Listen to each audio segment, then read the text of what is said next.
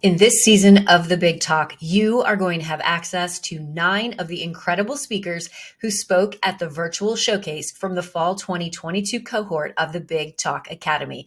Be sure to tune in to all 9 so that you can be fully inspired and see how these change makers, influential voices, and thought leaders are making a difference in the world.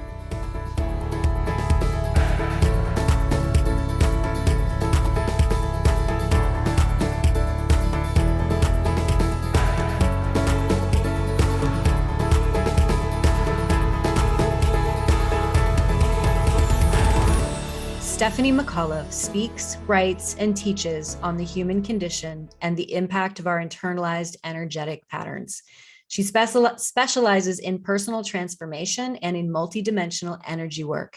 Founder of The Way of the Diamond Warrior, she is an avid cyclist, nature enthusiast, and lover of art and live music.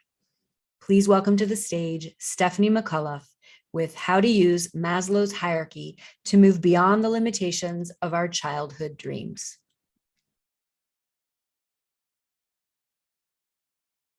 The first 54 years of my life were as empty as my childhood dreams. As a child, I had no dreams of the future, nor of what I wanted to be when I grew up.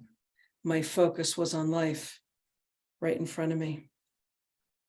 A dream I did have revolved around the romance comic books I'd get to buy on visits with my father. I read them cover to cover, swept away by hope, wishing that someone would rescue me from my life and the sexual abuse I was experiencing. One story in particular was of the female mechanic who quit her job a week before her wedding in order to get the dirt and grease out from underneath her fingernails. On her big day, she was free and she was clean. But those were just stories, and I wasn't rescued. The World Health Organization reports that over 300 million children aged 2 to 4 years old, nearly 3 out of 4, experience physical and/or psychological violence at the hands of their parents and caregivers.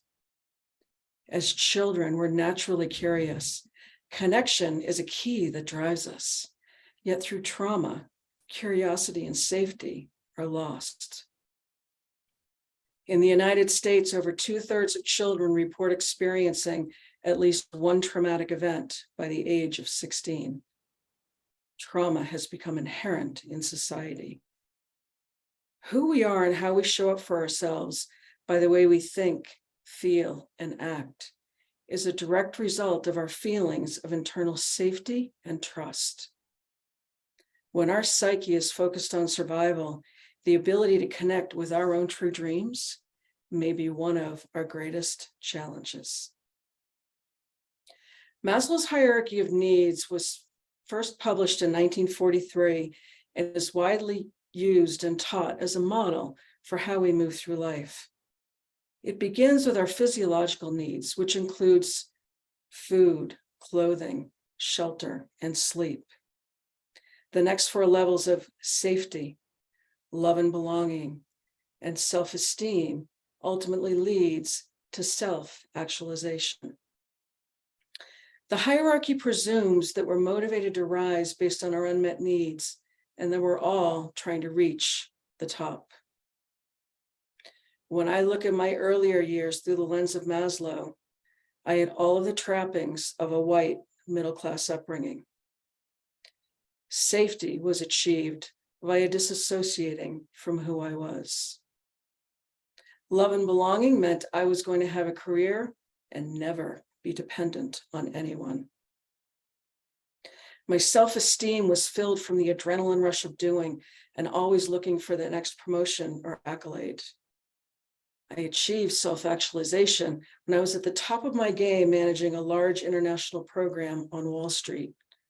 I filled my void via an outside climb up Maslow. Being bright with intestinal fortitude doesn't mean we feel safe nor have trust. Many, like me, use the energetic flow of external self-actualization to build powerful careers. We can see this exemplified in some of our most charismatic world leaders. It can be intoxicating to be seduced by outside promises, only to be disillusioned when we see the reality of things. For me, when something did feel viable, I grabbed onto it as if it was the perfect answer. But when we grasp onto the world around us, our dreams become like this water in the palm of my hand. We squeeze them and curiosity out. Our capacity to dream is directly proportional to the level of trauma, safety, and trust experienced in childhood. In the spring of 2015, my 27-year career on Wall Street ended just a year after the end of my marriage. My world had fallen apart. Because I hadn't internally moved beyond the second rung of safety, my dreams and my being in the world had been metaphysically frozen in time. I'd stepped into the masculine world of proving myself via my career and allowed the outside world to define how I saw myself.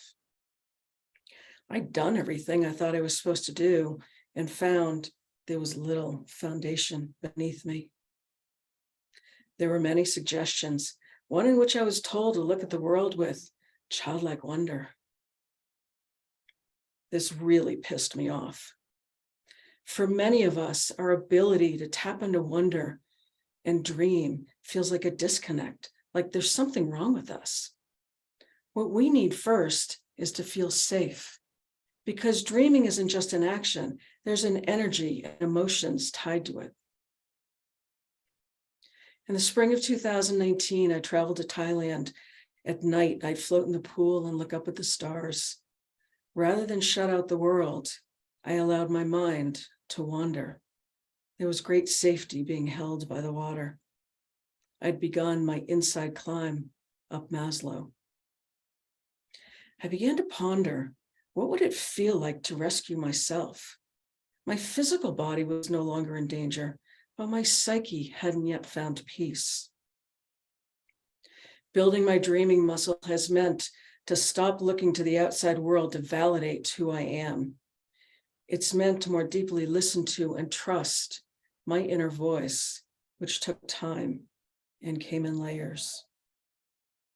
A process I created was to repeat, I am safe, while tracing my fingers along my forearm. It brought me present and began to shift old synapses. It also helped to quiet the inner conflict of feeling like I needed to have immediate answers. As my freedom from the past grew, the toxins in my life began to fall away. The intimacy within and for myself rippled out and reflected back in the world I saw around me. This is love and belonging without attachment. Self-esteem became like a boomerang as I saw myself and my stories differently. I came to the realization that self-actualization isn't about reaching a certain level in the outside world. Self-actualization is to be at peace within. For 3 out of 4 of us, the outside world hasn't shown us safety. Look at the people around you. Rather than sit in judgment, we can step into empathy. Our trauma gives us the choice to continue to sit in conflict and be driven by the outside world, or to go within and heal our wounds. Choosing to be at peace opens the door to healing. It opens you to safety and trust and to your own dreams. Because when we're at peace, there's nothing to prove. This is when the magic starts to happen. This is when we can let the water sit in the palm of our hand and watch it reflect the night sky and become whatever it's meant to be. Thank you. I'm receiving that water, Stephanie. I received that water. Thank you. Amazing, amazing, amazing. Your set is fantastic. I am making the assumption you painted that. No, I did not. It's of a humpback whale from artist in Maui. Okay, still perfect. It goes Thank with you. your set very beautifully. It also highlights your tattoo really beautifully. The two, they're very similar, which is what made me think you painted that. Mm. Your story and how you deliver it, Stephanie, is so velvety and cozy and intimate. And I've seen you speak a lot, and that's sort of one of your superpowers as a speaker. You're extremely comfortable and intimate as a communicator. It's even better today than I've seen it.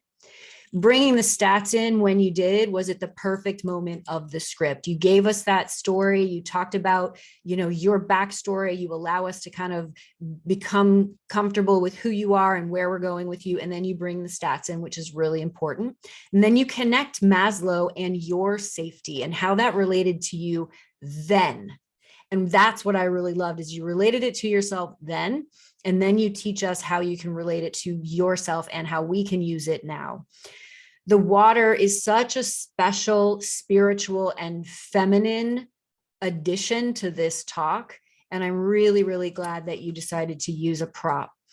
You teach us that we can all look at who we are and not have to subscribe to what we're supposed to feel based on fairy tales and external dreams that are imposed on us. And I really, really appreciated that. And then you also gave us this new idea of how we can rescue ourselves. And we get to build the true dreamer and define what that means. So you're actually teaching us how to redefine what being a dreamer means. And I really appreciated that. The painting, the tattoo, the water, I felt like you anointed yourself in our presence.